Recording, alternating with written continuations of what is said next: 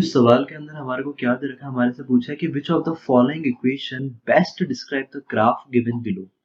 तो हमारे को option A B C D के अंदर हम देखेंगे तो हमारे को कुछ ऑप्शंस दे रखे हैं और इस ऑप्शन के अंदर कुछ इक्वेशंस दे रखी है और हमारे को एक ग्राफ गिवन है और इस ग्राफ से हमारे से पूछा है कि कौन सी इक्वेशन हमारे इस ग्राफ को सेटिस्फाइड करेगी। तो दोस्तों जब भी ऐसा सवाल आए तो हमारे को ऑप्शन से उठा के हमारी वैल्यू पुट ऑन करनी है और चेक करना है कि हमारा आंसर वो आ रहा है या नहीं आ रहा।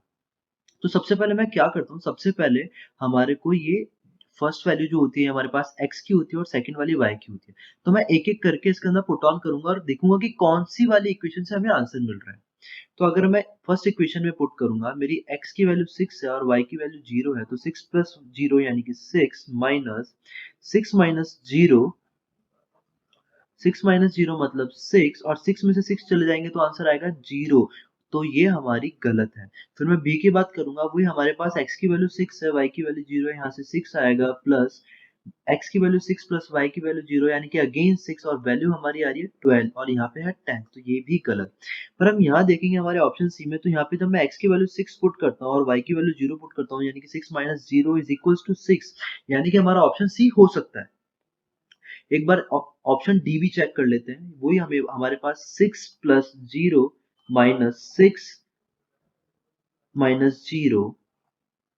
तो यहाँ से हमारे पास बाहर आ जाएगा 6, तो ये हो जाएगा हमारे पास 6 माइनस 6 इज इक्वल्स टू 0, यानी कि हमारे पास ऑप्शन सी और डी में से कुछ और है, कोई भी एक हो सकता है। तो मैं एक और वैल्यू पुट करके देखता हूँ। यहाँ पे मेरे को जब मैं वैल्यू माइनस 6 पुट करूंगा तो भी मेरे पास y की वैल्यू कितनी है 0, तो माइनस 6 पुट करूंगा तो बाहर हमारे पास वही 6 आने वाला है, 6 माइनस 0 अगेन 6 होने वाला है। पर यहाँ पे भी वही सेम, जब मैं माइनस 6 पुट करूंगा तो ये वही 6 आ जाएगा हमारे पास और यहाँ पे भी हमारे पास -6 हो जाएगा, यानी कि हमारा आंसर आएगा 0। पर अब x की वैल्यू जब 8 पुट करूँगा और y की वैल्यू 2 पुट करूँगा तब चेक करते हैं एक बार। तो जब मैं x की वैल्यू 8 पुट करूँगा, 8 माइनस 2 इज इक्वल्स टू 6 और इसके अंदर देखते हैं तो 8 प्लस 2 हो जाएगा हमारा 10 माइनस 8 माइनस 2 हो जाएगा हमारा 6, यानी कि 10 माइनस 6 इज इक्वल्स टू 4, यानी कि हमारा ऑप्शन डी भी नहीं है, इसलिए हमारा आंसर है ऑप्शन